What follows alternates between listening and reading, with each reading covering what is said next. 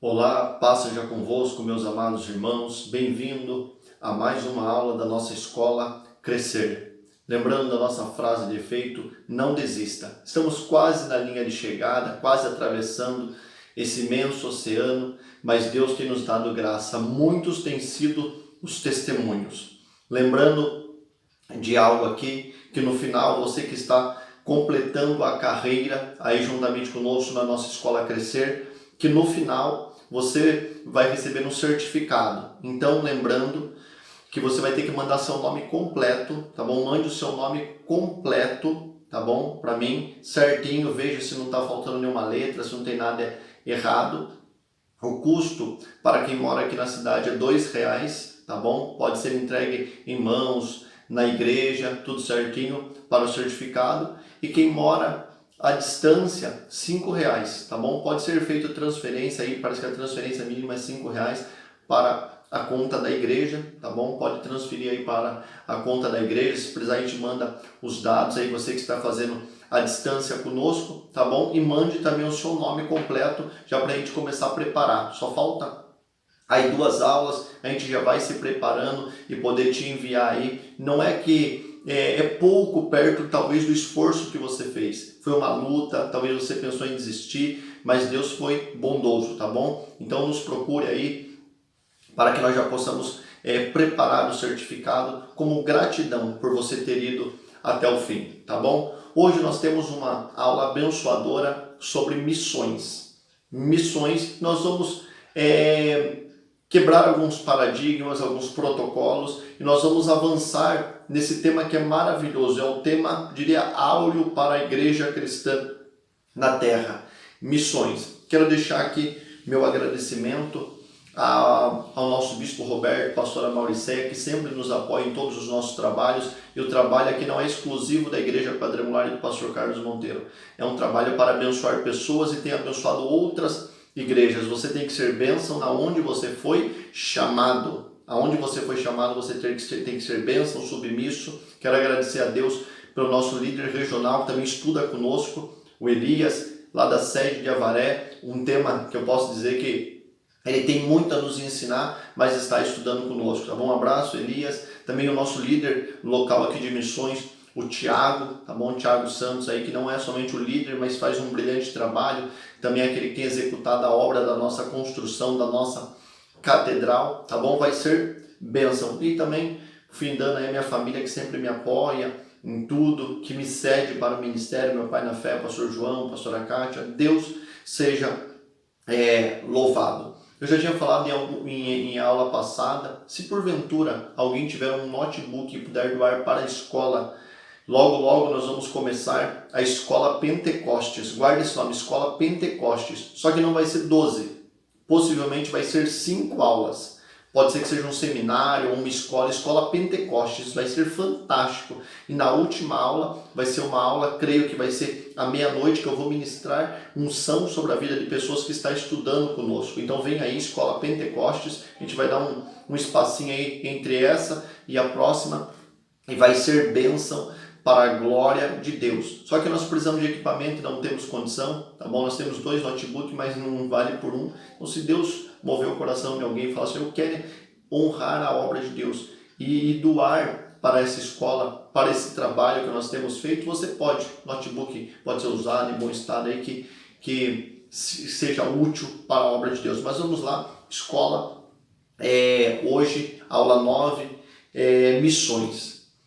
Missões, nós vamos ver o que significa mais de forma rasa, simples. O que é missões?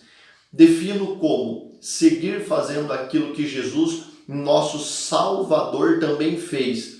Pois o Cordeiro de Deus foi morto por todos. Ele foi morto por todos. Deus amou o mundo de tal maneira que deu. Então Deus amou o mundo. Ele foi morto por todos, para todos, mas apresentado por poucos. Morto por todos, apresentado por poucos e a poucos. Ou seja, Cristo morreu pelo mundo inteiro, mas ele é apresentado por poucos, muitos receberam o benefício, mas poucos apresentam esse benefício e há poucos. Nem todo mundo conhece o verdadeiro Cristo, conhece o que é a igreja, o que é a religião, mas não conhece o Cristo crucificado, ressuscitado e que vai voltar. Missões era mal entendida, mal interpretada. Eu, quando me converti, eu ouvia falar de missões, creio que muitos que estão me assistindo também talvez passou por isso daí. Missões, quando eu falava de missões na igreja, que hoje é um assunto também que parece para muitos ultrapassado, mas não é um assunto atual porque é bíblico, era mal entendido porque soava ao ouvido das pessoas como ir para a África. Talvez quem nunca, ou a maioria não pensou assim, missões, eu vou fazer missões na África. E a África, ela não é um país. País é a África do Sul. A África é um continente gigantesco, monumental. Embora um continente pobre, porém a África do Sul é um país considerado até rico. Mas ir para a África, fazer missões, Deus me chamou para missões, é para ir para a África, ou um país do Oriente Médio, islamizado, muçulmano, ou outros, para a África deixar tudo. Missões é deixar tudo. E viver da fé, ir aí para as ruas pregar o evangelho, viajar, ou sofrer, ser perseguido, isso é missões? Pode ser. Mas não é isso as verdadeiras missões que nós vamos aprender. Outros achavam que era só para pastores ou missionários. Não, missões é para pastor, missões é para missionário. O nome já diz missionário, aquele que faz missão. E quem é verdadeiro missionário? Todos nós que fomos salvos. A pergunta é, o que é que impede as pessoas de pregar? O que impede as pessoas de pregar? Vergonha. Isso aqui é uma das coisas, vergonha. A pessoa é vergonhosa, ela é tímida, e eu também, eu sofri muito com isso daí, só que o Espírito, quando vem, ele nos habilita a fazer aquilo que nós não estávamos preparados. Nós vamos falar sobre unção, poder, glória na escola Pentecostes. É vergonha, falta de tempo. Hoje na corrida, eu não tenho tempo. Não tenho tempo, se eu não tenho tempo para ensinar, porque eu também não tenho tempo para mim aprender. Eu não tenho tempo, não dá tempo, não sobra tempo para nada. E vai passando o tempo. Vai passando, e a gente não ganha alma nenhuma, a gente não pratica o ministério chamado que Deus deu à igreja no geral. Uns foram chamados para apóstolos, outros foram chamados para pastores, evangelistas, mestres, uns Deus colocou na música, outros no diaconato, mas o ministério missionário é para todos. O ministério da evangelização mundial, da salvação universal é para todos, é a missão de toda a igreja.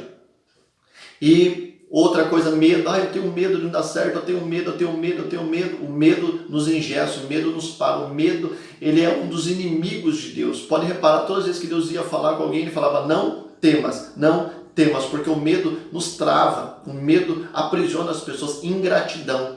A ingratidão é igual quando Jesus, quando ele curava as pessoas, ele vai lá e falava assim, vai lá e diz quão grandes coisas o Senhor fez por ti. Quando ele salvou o gadareno, ele falou assim, vai lá para a tua casa, para a tua família, e diga quão grandes coisas o Senhor te fez e como teve misericórdia de você. Muitas pessoas é ingrata, só recebe de Deus, mas não entrega. Foi salvo, só que fala, não, cada um tem que procurar o seu caminho, não tem que ficar falando para ninguém, todo mundo já é grandinho, ingratidão.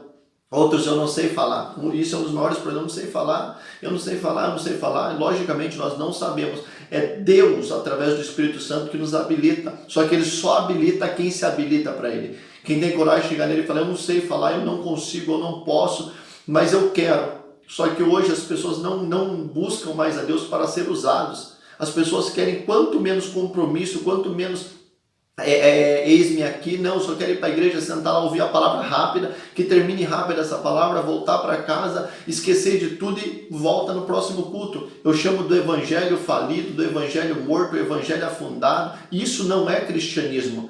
Cristianismo é de um Cristo vivo que faz, que opera. E por último, a falta de amor. Mateus 25 diz que por se multiplicar, não é se adicionar, por multiplicar a iniquidade, o amor de quase todos, ele vai se esfriar. O amor de quase todos vai se esfriar. Então esse é uma das coisas. Jesus ordenou sua igreja a ser missionária. Primeiro, uma pergunta para nós. Nós devemos fazer essa pergunta a nós, refletirmos nisso daqui. Quantas almas eu já ganhei? Já parou a pensar no último ano, nos últimos 365 dias, quantas almas eu já ganhei? Segundo, isso me envergonha? Me dá vergonha eu ter ganho somente isso de alma ou nenhuma alma? Isso me traz vergonha, me traz um incômodo, me traz uma tristeza, me traz um abatimento, me traz uma angústia. Quantas almas? Ah, não, mas eu vou para a igreja, nós estamos quebrando isso daqui, tanto aonde Deus me colocou, pastor, eu estou até o tempo determinado por Deus, nós estamos quebrando isso aí, na escola nós estamos quebrando isso aí, eu vou para a igreja, não, eu vou para a igreja, mas vai para a igreja fazer o quê? Por quê? Para quê? Com qual entendimento? E depois sai de lá para quê? Ah, eu só fui lá para se sentir aliviado. Isso não é o evangelho, isso me envergonha. Quantas almas eu ganhei, quantas almas eu depositei no altar de Cristo para a salvação eterna, quantos eu levei ao arrependimento, quantos eu levei ao santo batismo? E a pergunta é, o que eu vou fazer a partir de hoje? Porque não basta assim falar, eu não ganhei nenhuma, estou envergonhado, mas não vou fazer nada. Não, a gente tem que começar a tomar atitudes, ainda que sejam pequenas, simples, mas aos poucos a gente conseguir alcançar vidas. A ordem, ela não partiu de um anjo, a ordem não partiu de um homem, a ordem para a obra missionária partiu do próprio Cristo. Marcos 16:15, ele vai lá e fala, ide por todo mundo e pregai o evangelho a toda criatura. Ide por todo mundo, ou seja, por todo mundo, nós não precisamos ir por todo mundo, como nós vamos ver no próximo tópico, mas ir aonde Deus te enviar. Ide por todo mundo e pregai o evangelho. Pregar o evangelho bíblico, o evangelho que está na palavra. O evangelho é as boas novas. Boas novas é boas notícias. Boas notícias é esperança para o mundo que não tem esperança. Mas como nessa pandemia a gente vai trazer esperança, a maior esperança não é só a cura para a Covid-19. A maior esperança para a humanidade é salvar a alma. Jesus disse, não temas aquele que mata o corpo, mas tema aquele que lança tanto o corpo quanto a alma para o inferno. O evangelho da esperança é um evangelho para a eternidade.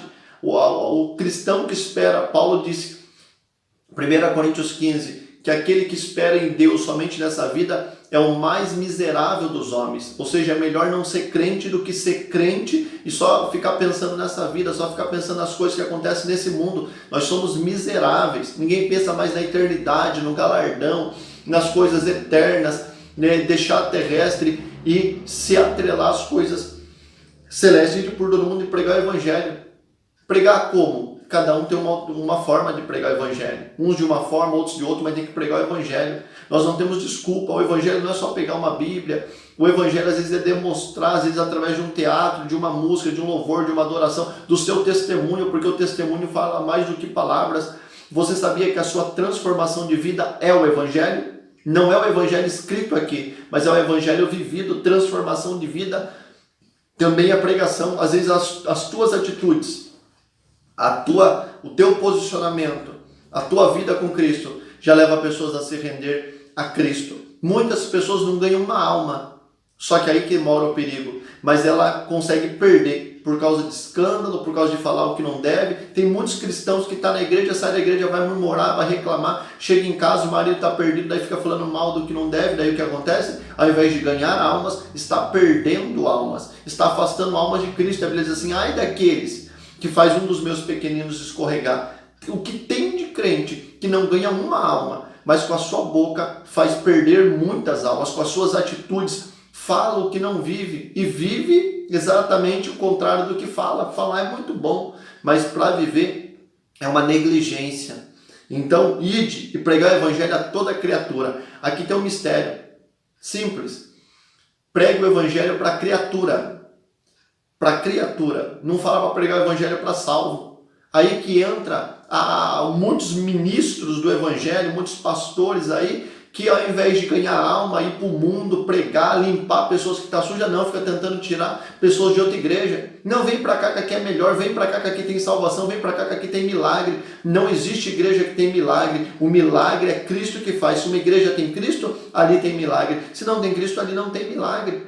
Hoje as pessoas não querem pagar preço, não querem pegar vara e pescar e limpar, ver qual isca dá certo, não fica tentando arrancar gente de outras igrejas, é uma falta de ética, é uma falta de sensatez ministerial. É para pregar o evangelho para a criatura.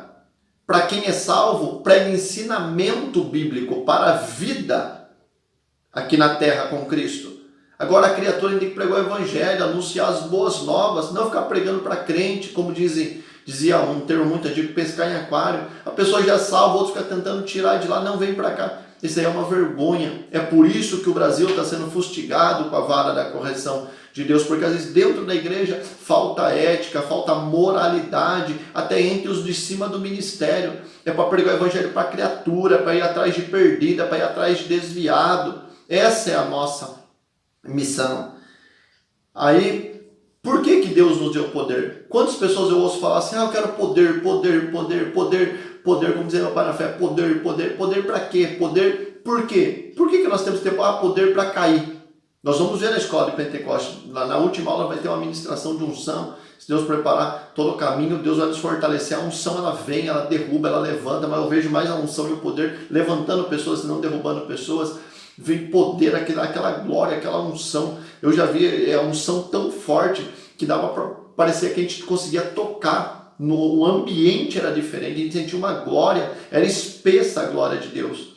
Mas, por que Deus nos deu poder? Por que Jesus quer nos dar poder para pular, para rodopiar, para cair, para falar em línguas estranhas? Será que é para isso o poder? Não. Jesus não vai dar poder para a gente brincar. Poder não é igual varinha de condão, seu cordão que fala, aquela varinha para ficar fazendo magia. Não, nós não somos mágicos. Nós somos poderosos em Cristo. Atos 1:8 diz assim, mas vocês ficarem em Jerusalém porque vocês vão receber poder do Espírito Santo que há de vir sobre vocês. Então serão minhas testemunhas. Ou seja, por que Jesus quer nos dar poder? Para sermos testemunha dele. O que é testemunha? Aquele que fala que viu alguma coisa, que estava presente. Então nós somos testemunha. Eu posso testemunhar que Cristo vive, que reina, que ele vai voltar, que ele transforma, porque ele transformou a minha vida. Eu sou a testemunha de Cristo. Então o poder do Espírito Santo é para sermos testemunha. Jerusalém, que é a nossa casa, Judeia, que é a nossa vizinhança, Samaria, que é a nossa cidade, e aonde Deus nos enviar. Deus, ele não quer que você vá para a África, para o Ocidente, está no Ocidente, vai para o Oriente, Oriente para o Ocidente, vai na Ásia, na Oceania, vai na Europa, vai na América do Norte. Não, Deus não está falando para você isso. Ele está falando, aonde eu te enviar, você vai ser minha testemunha. Tem gente que é testemunha de Cristo na igreja. Adora, chora, pula, rodopia, fala língua estranha na igreja, mas quando vai numa festa de aniversário, escandaliza. Quando não tem ninguém perto, quando vai viajar, não tem nenhum irmão da igreja aqui me vendo, eu posso beber, posso aprontar, fazer o que for. Isso é vergonhoso, porque nós vamos ser testemunhas de Cristo até os confins da terra, onde ele te enviar. Você tem o sonho de ir para Orlando, no Walt Disney? Deus te abençoe, vá na bênção que Deus prepara o caminho, mas lá você é testemunha de Cristo. Tem um churrasco em família, você é testemunha de Cristo. Vai ter uma viagem, vou tirar férias, você pode até tirar férias de culto. Final do ano, ficar uns 10 dias fora, mas não tira férias de Cristo. Tem muita gente que não é testemunha de Jesus só em Jerusalém, só dentro da igreja. Mas quando vai para fora, não é mais testemunha. Poder é para ser testemunha aonde ele nos enviar. Poder de Deus é para a gente pregar o evangelho, para a gente ganhar almas. Não existe poder se não tiver colheita. O poder de Deus é como se fosse a chuva, e a chuva vem para que possa produzir alguma coisa. Então uma pessoa que fala assim, eu vou na igreja, eu sinto a presença de Deus, eu pulo, eu caio, todo culto eu caio, eu sou cheio do Espírito Santo, é mentira. Isso é fraude espiritual. Uma pessoa cheia do Espírito Santo, ela dá fruto, ela ensina o próximo, ela prega a palavra, ela levanta pessoas, ela motiva e ela salva pessoas. O poder verdadeiro. Como você sabe que uma pessoa tem um poder verdadeiro? Se ela dá frutos. Se não, é só barulho, e lata vazia faz mais barulho que lata cheia. Pentecostes, o poder de Deus não é barulho, é frutos. A gente vê coisas acontecendo. Repasse o que ele te ensinou. Mateus 10, versículo 27, Jesus ele nos ensina, ele fala conosco, a gente deve o quê? Repassar. Mateus 10, 27 diz assim, o que Jesus disse, o que eu vos digo às escuras, diga à luz. O que você escuta no seu ouvido, pregue sobre os telhados. Ou seja, tudo que você aprende comigo no secreto, tudo que você está aprendendo dentro da igreja, lá do seu pastor, do seu líder, tudo que você está aprendendo, publique, torne público, seja um jornal. O que tem de crente que é maldizente, que é uma pessoa mexeriqueira, que gosta de falar da vida dos outros, mas nunca ganhou uma alma. Jesus está falando assim, o que você ouviu de mim, publique para todo mundo. É para falar dele para todo mundo, não é falar das pessoas para todo mundo, é para falar dele. Se nós gastarmos tempo mais falando dele, iríamos ganhar muito mais almas. E Jesus diz que no dia do juízo, todo homem vai ter que dar conta de toda palavra frívola que disse. Vai dar conta de toda. O que é a palavra frívola? Desnecessária. Tudo que não foi necessário. A Bíblia diz que o homem vai ter que dar conta no dia do juízo. Para o que é que nós estamos usando a boca? A Bíblia diz que de uma mesma fonte não pode jorrar água doce e amarga. A boca fala daquilo que o coração está cheio. Então nós devemos o que? Falar dele. Se uma pessoa não consegue falar dele é porque está faltando ser cheio dele, precisa de mais dele. Sábio é quem ganha almas. Quem ganha almas, sábio Provérbios 11:30 diz assim: o fruto do justo é a árvore da vida. E quem ganha almas, sábio é. Essa pessoa ela é sábio. Uma pessoa sábia, entendida, não é só aquela que sabe fazer conta de cor, aquela pessoa que conhece um pouco de tudo. Não. O sábio é aquele que ganha almas. É aquele que tira um perdido do caminho da perdição e o coloca no caminho da salvação, o evangelho verdadeiro. O ide fazer discípulos, a ordenança de Jesus. Uma coisa é ganhar almas. Não dá para falar sobre discipulado.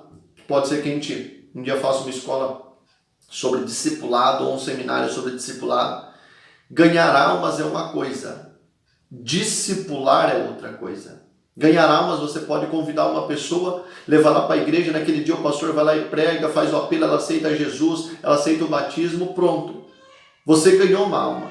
Só que a maior missão da vida não é só ganhar almas, é fazer discípulos. Só que só vou dar uma pincelada. O que é fazer discípulo? A palavra discípulo é aluno, é seguidor. O que é fazer discípulo? Jesus ele fez discípulo e falou assim, vocês vão fazer a mesma coisa. Fazer discípulo é fazer o outro igual a você, fazer o outro igual a mim. Você olhar e falar assim, eu queria que alguém fosse igual a mim. Agora a pergunta é, será que nós temos coragem? Como Paulo disse assim, sede, pois, meus imitadores. Ele não falou imita Deus, ele falou, seja o meu imitador, como eu sou de Cristo. Olha que profundo, irmão, que coragem Paulo tem de falar, me imite. Vocês querem saber como serve Deus? Olha para mim. Vocês querem saber como anda com Deus? Olha para mim. Então seja um seguidor. É muito importante a pessoa falar assim, pastor, eu não sei quase nada. Só que talvez o seu quase nada é muito perto daquele que não sabe nada. Junte perto de uma pessoa, não só convide para ir para a igreja. Tem gente que fala, tem que ir para a igreja, tem que ir para a igreja, tem que ir para a igreja. As pessoas estão cansadas desse negócio de ir para a igreja. Apresente Cristo para ela.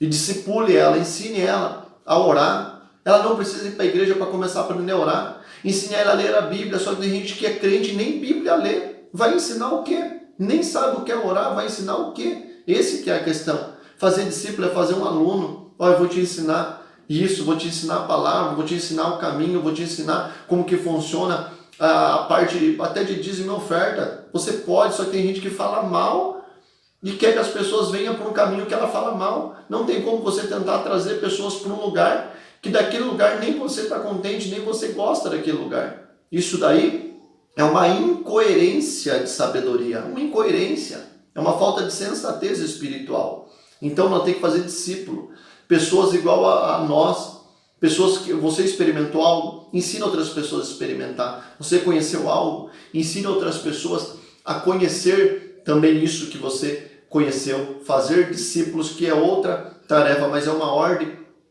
de Jesus. Não adianta ter ministério se não tiver almas. Não adianta ter ministério se não tiver almas.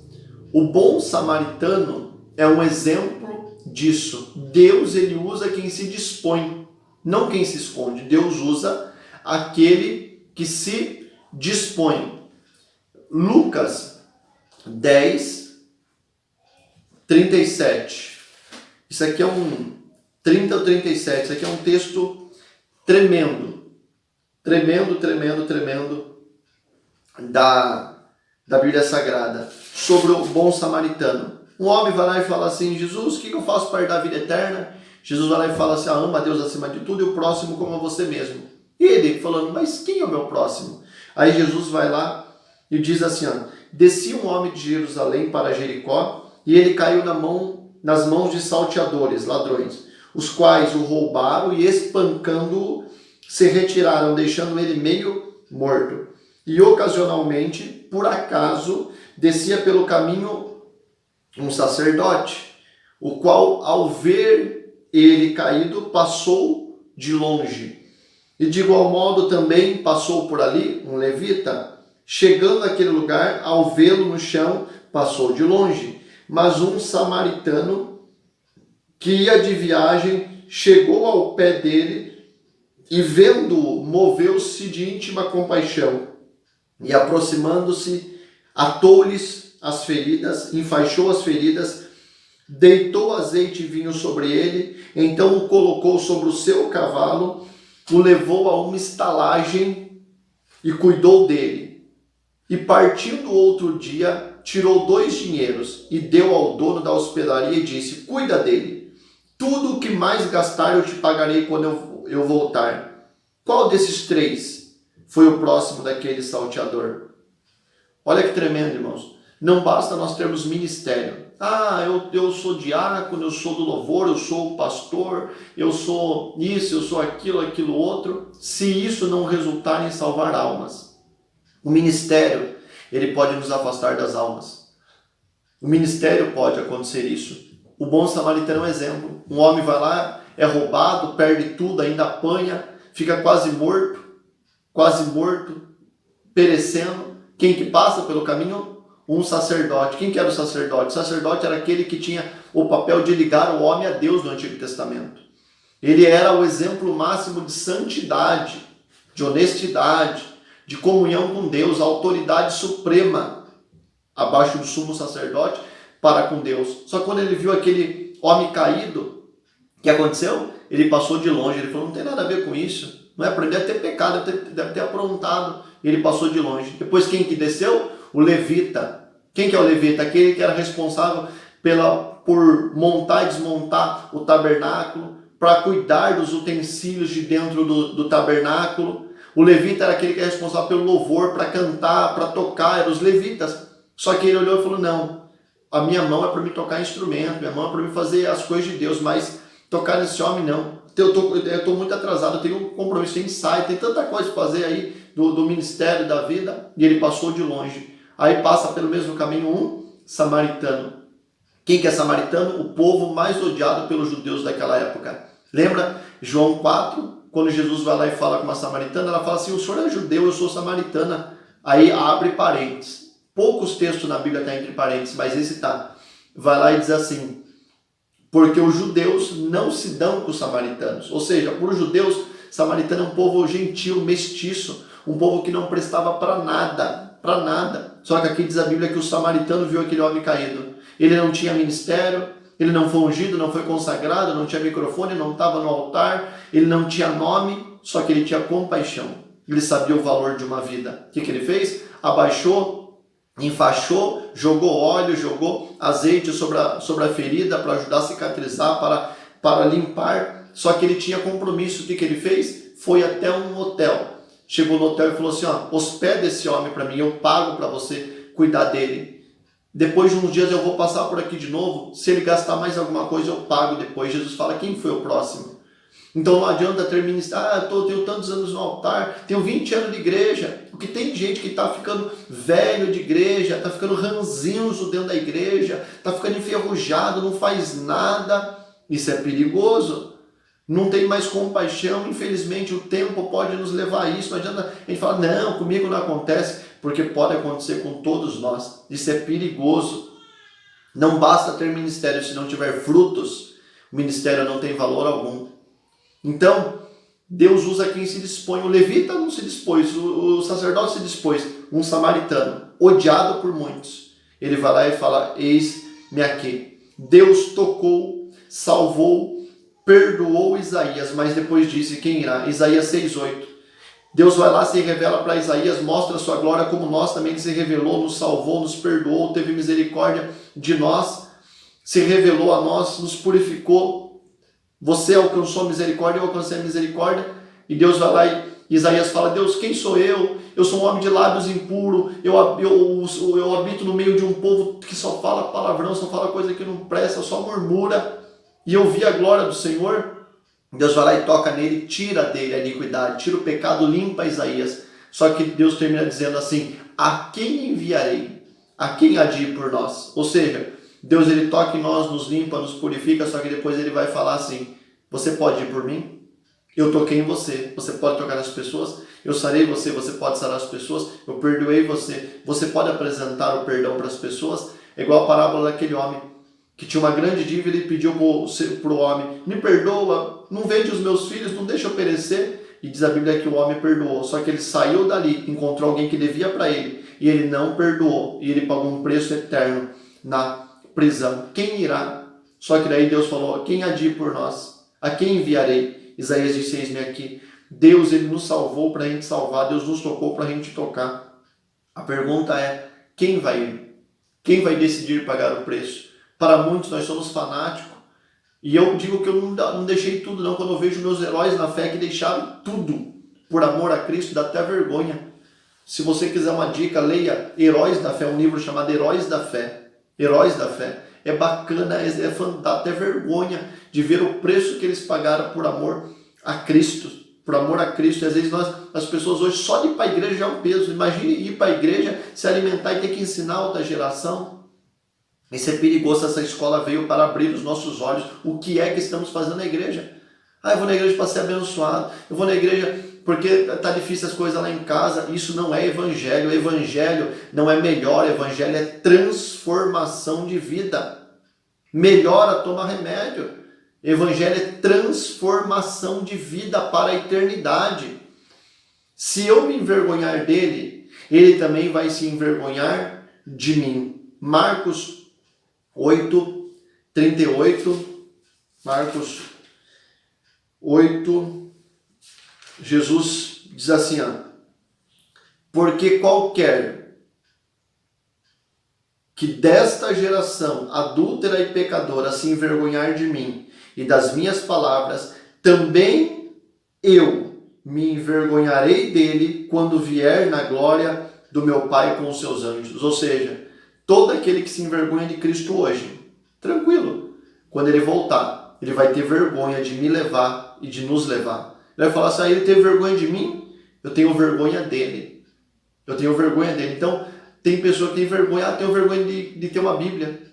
Isso é natural. Eu tenho vergonha de orar na frente das pessoas. Eu amo, não vejo a hora quando alguém me chama: você pode orar na frente das pessoas, que eu posso glorificar o meu Cristo. É a maneira de glorificar o meu Cristo. Então, não se envergonhe de Cristo, porque isso é perigoso. Se eu me envergonho dele, ele vai se envergonhar de mim. Se hoje eu tenho vergonha dele, por que eu vou passar a eternidade com ele? É igual um homem. Ele quer casar com a mulher, só que ele fala: não, andar com ela na rua. Não anda, eu tenho um morro de vergonha dela. O que vão pensar? Eu andar com ela? Ela é sua mulher? Não, de jeito nenhum, morro de vergonha. Que aliança é essa? Que compromisso é esse? Não é evangelho. Então, não pode se envergonhar dele. Apocalipse 21:8. Lá tem uma lista de pessoas que vai ficar de fora do céu, de fora do reino. E um deles é o quê? Ficarão de fora, os tímidos. Deus, ele odeia a timidez. Jesus, quando ele veio aqui na terra, ele não foi tímido. Ele não ficou envergonhado, ele não ficou escondido no céu. Ele deixou toda a glória dele, ele desceu aqui na terra para nos salvar. E ele não se envergonhou de mim e de você. Ele não se envergonhou de Pedro. Pedro se envergonhou de Jesus. Jesus não se envergonhou de Pedro. Pedro ficou tímido. Nós não podemos ser tímidos. Ai, que vergonha, o que vai pensar de mim? Jesus não está na moda. A melhor moda de todos os tempos é Cristo. Calça jeans inventou, tu vai falar: calça jeans nunca sai de moda. Vai sair de moda. Tudo passa, mas a palavra ela não vai passar. Ela não vai passar. Então vai ficar de fora o tímido. Deus, ele odeia tímido. Ele tolera o fraco, mas o covarde não. O fraco ele levanta e ele ajuda, mas o covarde...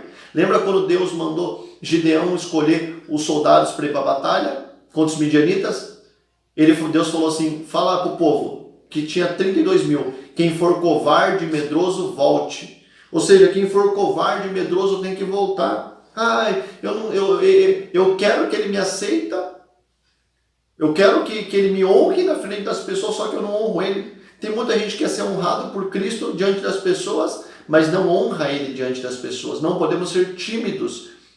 Isso é perigoso.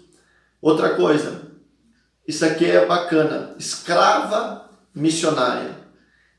Isso aqui é o texto de Naamã, 2 Reis, capítulo 5. Lembra quando Naamã, aquele grande milagre Naamã, que ele mergulha 7 vezes no Jordão e é curado? Quem foi o responsável pela cura dele? O autor da cura, Deus. O autor da cura, Deus. Quem operou a cura foi Deus, não foi as águas do Jordão. Ali foi um tratamento de Deus com ele. Passou pela voz do profeta Eliseu. Mas quem deu o pontapé inicial para a transformação da vida de Naamã, não só para ele ser curado, porque ele foi leproso e voltou curado. Só que ele foi um homem e voltou outro. Lembra que ele fala para o profeta? A partir de hoje eu vou adorar somente a Deus. Só que eu trabalho num reino que adora deuses. Eliseu vai lá e fala para ele, fique em paz.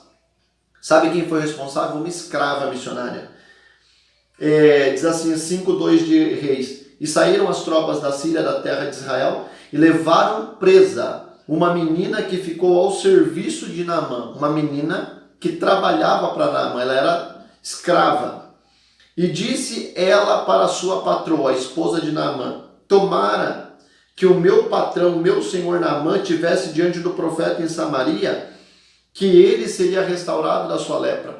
Aquela menina, quando Naamã invadiu Israel, ele levou várias pessoas cativas. E quem que eram essas pessoas? A menina. Uma delas era a menina. Imagina a menina trabalhando na casa de Naamã, poderia ter uma raiva, um ódio no coração, uma ira ardente no coração.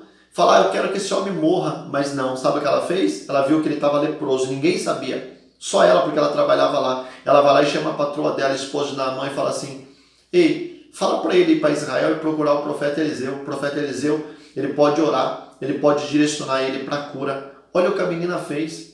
Uma escrava missionária, ela não revidou, ela não retribuiu por vingança aquilo que ele tinha feito com ela. Ela não guardou amargura no coração, ódio, ela semeou na vida dele, ela foi abençoada logicamente. Ela transformou a vida do patrão dela. Tem gente que tem patrão, ele é rico, ele tem tudo, mas falta alguma coisa por dentro dele. Os ricos são os que mais necessitam de Deus. Por quê? Porque ele faz do seu dinheiro o seu Deus. Não há ninguém que não precise de salvação. Todo mundo precisa de salvação. O rico precisa, o pobre precisa, o branco precisa, o negro precisa, o alto, o magro, o baixo, todo mundo precisa de salvação. Só que quem que vai apresentar? Talvez eu te colocou numa empresa e você tenha acesso a pessoas da alta, não tenha vergonha. Ele tem dinheiro, nem vai me ouvir, eu sou a funcionária, eu sou ajudante do auxiliar, do terceiro. Não pensa assim. Deus te colocou neste lugar, nesta faculdade, Deus te colocou nesse curso, Deus te colocou nesse emprego, Deus te colocou neste lugar, para você pregar para pequenos e pregar para grandes e não se envergonhar. Mas o grande, ele tem o dinheiro que você não tem, mas você tem o Deus que ele não tem. Guarda essa frase. O teu patrão tem o dinheiro que você não tem, o carro que você e eu não temos, mas ele não tem o Deus que eu e você temos. Quando tudo isso aqui acabar, não adiantou nada ter o carro, ter casa, ter mansão, ir para viajar para o mundo, se perder a salvação da sua alma. O que dará o homem em resgate da sua alma? Não adianta. Então atente para isso. Deus, a gente colocou num lugar para você ser útil. É que eu não posso falar por conta disso, eu vou falar as loucuras que eu já fiz. Missionárias, para grande, pequeno, para multinacional, para empresa, de chegar a ter onde o pessoal se trocava, vestiário, colocar 10 mil folhetos, um em cada armário, nos turnos. Trabalhava mais ou menos 3.500 cada turno, eu entregar, pagava preços, eu parava dinheiro do meu salário para isso. Eu já fui líder de missões 3 anos. Já me formei no CTMQ, Centro de Treinamento Missionário Quadrangular. Eu já estive na base dos Gideões Missionários da Última Hora, morando com eles lá em Santa Catarina, em Camboriú. Quase fui para fora, só não fui porque Deus falou para eu permanecer aqui em solo brasileiro. Mas aonde estão as pessoas como essa menina que está onde Deus enviou, ainda que está passando luta, ainda que você seja o mais simples dos funcionários e tem coragem de pregar, evangelizar. Hoje as pessoas não sabem falar piada, coisa imoral, tem vergonha. Qual foi a última vez que você convidou alguém para assistir um culto? Agora as pessoas falam, agora não dá para convidar porque agora não pode ir para a igreja. Mas as pessoas nem mandam um recado para assistir online. Faz uma sala de vídeo você na sua igreja, nós aqui na nossa igreja, faz uma sala de vídeo. Eu vou convidar pessoas, eu vou marcar, eu vou pegar o convite que o meu pastor está publicando no Facebook, eu vou convidar 10, eu vou ficar insistindo. Hoje não tem desculpa. As pessoas não convidam nem para assistir online. Nem para assistir online, mais culto. Sabe por quê? O evangelho falido que a igreja brasileira está vivendo. Aquele negócio, eu vou para a igreja, eu vou para a igreja. Deus está cansado disso. Se não nos movermos, nós vamos morrer. A árvore que não dá fruto seca e é lançado onde? Aonde é lançada a árvore que não dá fruto? João 15, Jesus disse que toda árvore que dá fruto, ele limpa para dar mais fruto. Mas é a árvore que não dá fruto? A árvore que não dá fruto, ela vai secar. Não adianta. Tem gente seca dentro da igreja porque não dá mais fruto. Acha, não, eu vou para a igreja, já fiz a minha missão. Não, é melhor esquecer esse negócio, porque não funciona, para Deus não funciona. Quem dá fruto vai ser limpo para dar mais fruto. E quem não dá fruto? Diz a Bíblia que vai se secar. A árvore que não dá fruto, ela seca. Aí diz a Bíblia que o quê? A árvore que não dá fruto é arrancado, melhor dizendo. Esse galho não dá fruto, vai ser decepado. Aí diz a Bíblia que ele é jogado. Quando ele é jogado, ele vai secar. A pergunta é, galho verde queima? Não queima. Agora, galho seco, queima? Queima. Então, olha, quem não dá fruto é arrancado. É arrancado, vai secar. É seco, é usado para quê? Para queimar. E aqui está falando do fogo eterno. Todo aquele que não dá fruto, Deus vai deixando de canto. Deus vai deixando de lado e vai secando. E num grande dia, vai queimar. Cuidado, meu amado irmão. Nós estamos passando por isso. Olha, vamos olhar para a nossa vida. Que fruto eu estou dando? Peraí, quanto tempo eu estou na igreja e não ganho uma alma? Não ajudo o pastor em nada, não estou em um ministério, não sou dizimista, não sou ofertante. Olha, vamos olhar para a nossa vida e falar, que fruto eu estou dando? Eu estou secando. Ligado na árvore, depois cortado, deixando de canto. Não dá tempo, vou ficando no meu cantinho aqui, chega atrasado, e vai indo, e vai indo, e vai indo. Depois, começa a secar. Não produz mais nada, não tem alegria, não tem mais prazer, porque quem não produz perde a vontade de viver. Porque o evangelho é atitude, é trabalho. E depois, o que é que acontece? Seca e logo vem o fogo. Vamos parar para pensar na nossa vida. Será que eu não estou seguindo essa trajetória de decadência? O que me espera? Sequidão e fogo. Só pega fogo em galho seco, galho verde não pega fogo, porque ele produz. Vamos avaliar a nossa vida, meus amados irmãos, o que estamos fazendo na igreja, quantas almas ganhamos, o que é que Deus me chamou para fazer, eu não estou fazendo, o que é que Deus me chamou para semear e eu não estou semeando. Tem gente que talvez não foi chamado para ir, mas para semear, honrar alguém que está indo. Eu já tive crítica por causa da escola. Só que eu estou lutando, nós estamos pelejando. Aí lembra o bom samaritano que ele fez? Ele cuidou, ele sarou, só que teve um momento que ele falou, eu não posso mais cuidar. Ele deu dinheiro para o homem e falou assim, eu estou ofertando, eu estou semeando. Enquanto eu pago você cuida dele, que agora eu não posso cuidar. Talvez você não pode fazer uma coisa, só que você pode semear, você pode contribuir. Lembra a oferta de missões que existe? Na nossa igreja tem, na sua igreja tem, trabalho missionário. Você vê alguém ensinando, lutando, abençoando, você pode também semear, você pode ajudar, você pode investir. Às vezes você dá um cobertor, você dá uma blusa, você dá um alimento.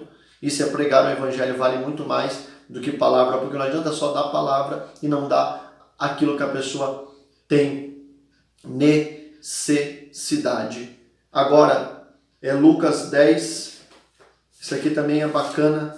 Lucas 10, isso aqui fala da grande comissão, que Jesus, da grande comissão não, do grande evangelismo dos 70, da missão dos 70. A seara ou o púlpito é grande? Jesus diz assim, ó, grande é em verdade a seara, mas os obreiros são poucos. Só que muitas pessoas confundem como grande é o púlpito, mas os obreiros é pouco, não. Para púlpito, tá assim de obreiros. Para seara, tá assim. Grande é a seara, grande é o campo, mas poucos são os obreiros. Não é grande o altar. As pessoas estudam porque quer altar, briga por microfone, briga para pregar, briga para cantar, briga por escala, briga para aparecer, mas poucos brigam para ir nos becos, nas praças, poucos brigam para atender as pessoas, ainda que seja pelo WhatsApp, mandar uma mensagem, conversar, bater um papo, sarar, jejuar por ela, pregar o verdadeiro evangelho. A seara é grande, não é o púlpito. Ah, não, a Bíblia diz que está precisando de obreiro, então eu tenho que ir, eu tenho que subir, eu tenho que cantar, eu tenho que pregar. Não, Deus não está falando só, eu preciso de mais pastores. Ele está precisando de mais obreiros. Se nós não formos, nós podemos até estar no altar, mas não esquecer que somos obreiros da seara. Da seara. Porque a seara está falando de colheita. E essa colheita, se ela não estiver preparada, ela pode perecer. Que estiver preparada, ela é arrancada. A que não estiver preparada pode vir o fogo e consumir tudo. Então grande é a seara, mas está faltando obreiros. Está faltando obreiros, não é porque Deus não chama, é porque nós às vezes não estamos ouvindo a voz de Deus. Jesus, isso aqui é tremendo. Jesus é o mediador entre Deus e os homens. A Bíblia diz claramente, há um só mediador entre Deus e os homens. Mas, quem é mediador entre o homem e Jesus? Jesus liga o homem a Deus. Agora, quem que liga o homem a Jesus? Parou para pensar nisso? Há um tempo atrás eu preguei sobre isso. Deus colocou no meu coração, eu falei, nossa, eu não tinha parado para analisar. Isso daí é verdade. Jesus, ele liga o homem a Deus. A pergunta é, quem que liga o homem a Jesus? Quem que vai apresentar Jesus? Nós. Eu e você que somos salvos, nós somos a ligação. O ponto direto, a linha direta entre a pessoa e Cristo. Ou seja, aquela pessoa que você sabe qual, no lugar que você sabe onde, para ela chegar até Jesus, ela precisa de você. Só você pode apresentar. Nós somos o templo de Cristo, nós somos as testemunhas que podem apresentar Jesus para ela. Agora, se vai passando o tempo, eu tenho vergonha, eu tenho medo, eu já vi várias vezes pessoas ir visitar a igreja, eu vou lá e falo, oh, que bom, que bacana que você veio, eu vou pegar seu telefone para a gente ir conversando, de onde você é, como a nossa cidade é pequena, é mais fácil a gente discernir de onde a pessoa é, onde você trabalha, eu trabalho em tal fábrica, eu falo assim, e qual pessoa da nossa igreja? Você conhece, conhece tal pessoa, que legal, ela que te convidou? Não. Eu vi no Facebook. Daí eu falo assim, nossa, mas há quanto tempo trabalha junto? Tá do lado. Só que não tem coragem de convidar. Mas se a pessoa não vai, dá vergonha. Eu não quero que ela tenha. Eu já vi isso, tem pessoa que fala assim, eu não convido. Ela pensa assim, eu não convido porque quando ela for lá na igreja, ela vai me ver adorando e cantando e chorando, daí ela vai me ver aqui. Ela fala, nossa, duas pessoas diferentes, parece? Por causa da hipocrisia das pessoas, da falta de bom testemunho das pessoas. Então é muito importante isso. Não estou falando, pastor, está na Bíblia isso, não, mas é questão de lógica. Você é o ponto mais próximo de Cristo na terra. Lembra que Jesus falou? Vós sois o sal da terra. Para que serve o sal? Temperar. Vós sois a luz do mundo. Jesus falou assim, tem um episódio que é João 8, ele vai lá e fala assim, eu sou a luz. Só que em Mateus 5 ele vai lá e fala, vós sois a luz. Ou seja, quando uma pessoa ela fala, eu não encontro uma saída, eu não vejo uma luz no fim do túnel, se ela olhar para mim e para você, ela vai encontrar a saída. Nós somos a porta que a pessoa vai passar para chegar até Cristo. Você é a iluminação, você é a luminária do mundo. Você tem poder, o diabo não quer que você entenda isso, meu irmão. Eu não serve para nada, eu sou tão pequenininho, eu sou tão esquisitinho, eu sou tão fraquinho, mas você tem Cristo. Apresente o Cristo que você tem. Para as pessoas vão se apaixonar. Eu tenho o costume de pregar para as pessoas o evangelho, eu não fico só inventando, porque quando você prega a palavra, já tem várias vezes eu ia evangelizar, irmãos, em lugares que tinha milhares de pessoas usando droga, raves, carnaval, que eu abria a Bíblia e falava para a pessoa só assim, posso ler para você sobre a volta de Jesus? Só eu lendo as pessoas já caía chorando, porque isso daqui é o que liberta as pessoas. Por que muitas pessoas não ganham alma? Porque Jesus falou, ide e pregar o evangelho. Mas ele não fala, ide e convença o pecador. Quem convence o pecador é o Espírito Santo. E para muitas pessoas ela quer pregar e ela quer convencer. Não adianta você querer fazer duas coisas ao mesmo tempo. Você prega, ele convence. Só que não tem como ele convencer se você não pregar. Se eu não pregar a palavra. O evangelho é lindo, ele é maravilhoso. Eu tenho vergonha de falar. Imagine falar da crucificação de Jesus, vai dar medo. Falar do preço vai dar medo. Falar, não. Conta as histórias bíblicas para as pessoas. Usa os exemplos bíblicos para as pessoas. Isso é a palavra viva. Quando você fala alguma coisa de você pessoal, não gera vida. Quando você fala um trecho da Bíblia, gera vida, gera esperança, porque essa palavra é viva, ela é vida. Será que nós vamos levar pessoas a Cristo e Cristo levá-las a Deus? Ninguém vai ao Pai a não ser por Jesus. A pergunta é agora, ninguém vai a Jesus a não ser por você, a não ser por mim. Nós podemos apresentar as pessoas a Cristo para as pessoas. Somos um tipo de árvore da vida. Lembra no Antigo Testamento, quando Deus colocou Adão e Eva no jardim? Deus falou, quer ter vida? Come do fruto da árvore da vida. Agora, e no Novo Testamento? Para o homem viver, ele precisa se alimentar. Lembra? E quem que é a árvore? Eu posso dizer que a árvore somos nós. Ou nós somos os galhos que damos frutos. Adão e Eva comiam da árvore para ter vida. Hoje as pessoas precisam comer de que árvore? Cristo em nós. Ele é a árvore, nós somos os galhos. Será que nós temos alimentado essa geração com esperança? Será que nós temos alimentado uma geração? Será que as pessoas vêm até nós somos fonte de água, nós somos fonte de alimento? Ou nós estamos secos? Eu não tenho nada. O que tem de crente, anos de igreja, que fica pedindo oração para ímpio? Vai trabalhar e fica falando, não aguento mais essa vida.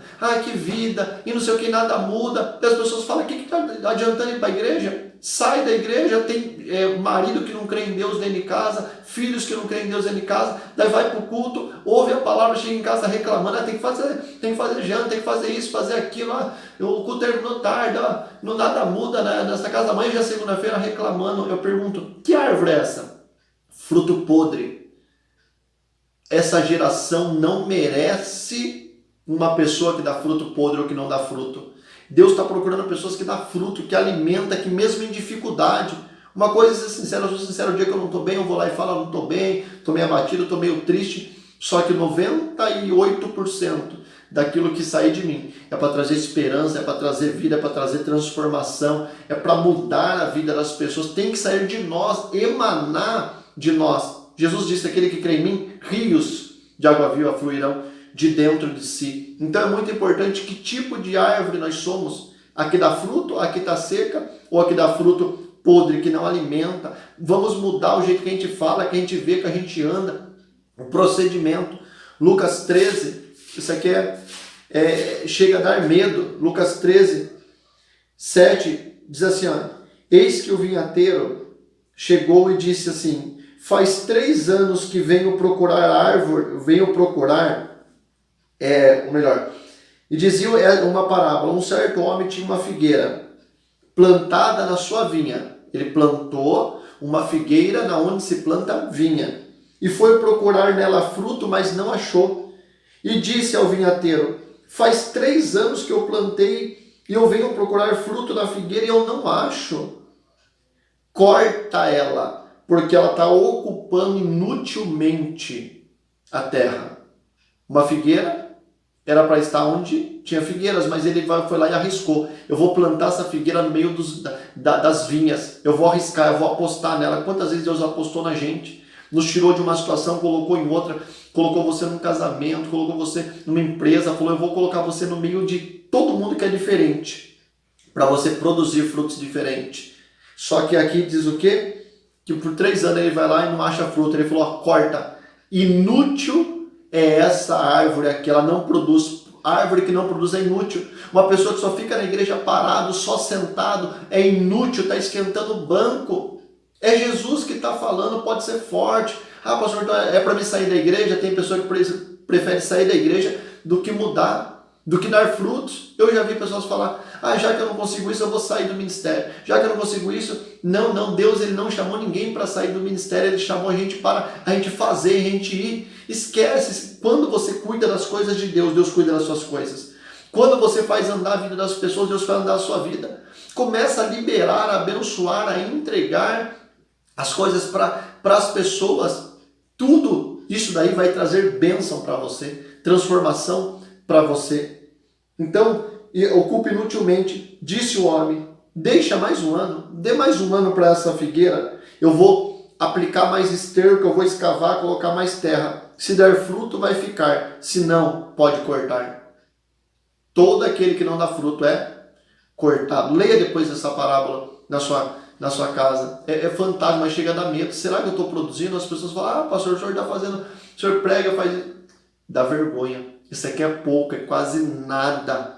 Nada. Quando a gente era do mundo, tem gente que virava 3 dias nas noitadas e saía e gastava dinheiro em shopping, gastava dinheiro em lanche, gastava dinheiro em show.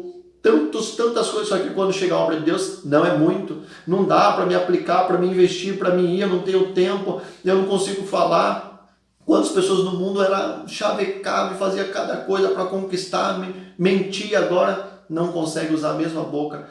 Deus, ele está nos alertando para mudarmos. E fechando, quem foi ganho assim? Todos que estão me assistindo, vocês são salvos e glória a Deus por isso. Agora, quem foi ganho assim? Você foi salvo, sim ou não? Você se lembra como você foi salvo, como você foi para a igreja? Você foi de uma dessas formas?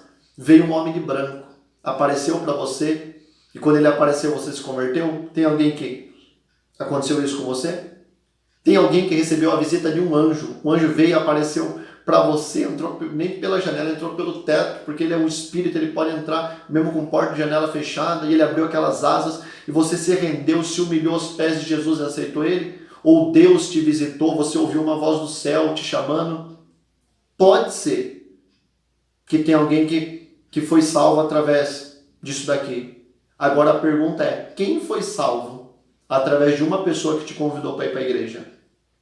Se você pudesse levantar a mão, a maioria iria falar, eu fui salvo através de uma pessoa que me convidou para ir para a igreja.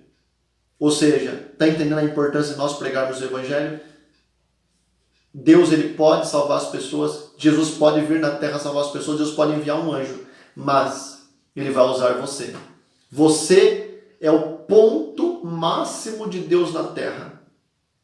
O Espírito em você, logicamente, mas você é a igreja. Aonde fica a igreja mais próxima? Aonde você trabalha, lá dentro tem uma igreja. Na sua casa tem uma igreja. Na sua rua tem uma igreja. Qual igreja? A igreja é você. Você é o templo que Deus habita. E você vai levar as pessoas no templo que Deus visita.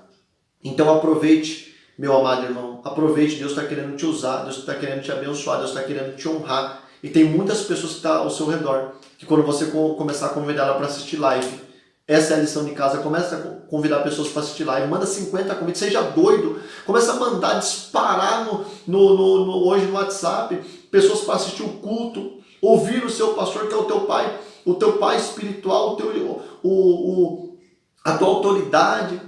Começa a cantar hinos. Quando vier a pessoa na sua casa, ore na hora da refeição. Quando for aquelas pessoas, ore pelas pessoas, abençoe as pessoas, prega o evangelho, manda um versículo da Bíblia para as pessoas, traz esperança para esse mundo. E por último, ele nos deu talento. O que estamos fazendo? Não há desculpa. Lembra que ele chamou 3 homens, um deu 5 talentos, outro 2, outro 1. O que tinha 5, trabalhou, lutou, correu atrás, fez mais 5. O que tinha 2, correu, lutou, fez o que podia, fez mais 2. O que tinha 1, ele falou, cadê? Ele falou assim, eu tive medo, porque o Senhor é rigoroso, e eu escondi na terra, eu enterrei. Não foi o diabo que enterrou, não foi Jesus que enterrou, ele disse, eu enterrei. Eu escondi porque eu tinha medo que alguém roubasse, eu tinha medo de perder, eu tinha medo de não conseguir. Olha o medo. E ele falou assim, você escondeu? Você acha que eu vou te louvar por causa disso? Desenterra agora. Só que agora não dá mais tempo para você usar. É tarde demais para você usar. Me dá na minha mão. Que eu sabe o que eu vou fazer? Eu vou dar para quem tem 2, ou vou dar para quem tem 4, que multiplicou, para quem tem 10. Porque quem tem vai ser dado, quem não tem vai ser tirado. Prega o evangelho, não é quem tem tempo, é quem tem fé. Quem tem, tem vai ser mais dado, quem não tem, até o que tem vai ser tirado. Deus está nos dando tempo para nos arrependermos e pregar o Evangelho. Use o talento que Deus te deu. Fala Jesus te ama para as pessoas. Anuncie o Evangelho de Jesus Cristo. Pregue o Evangelho da transformação, porque Deus vai te abençoar. Almas dependem de você para chegar no céu. Que nenhuma alma venha se perder por nossa culpa. Muitas vidas vai ser salvo quando você começar a pregar e eu começarmos a pregar. Deus te abençoe e até a próxima aula, querendo Deus.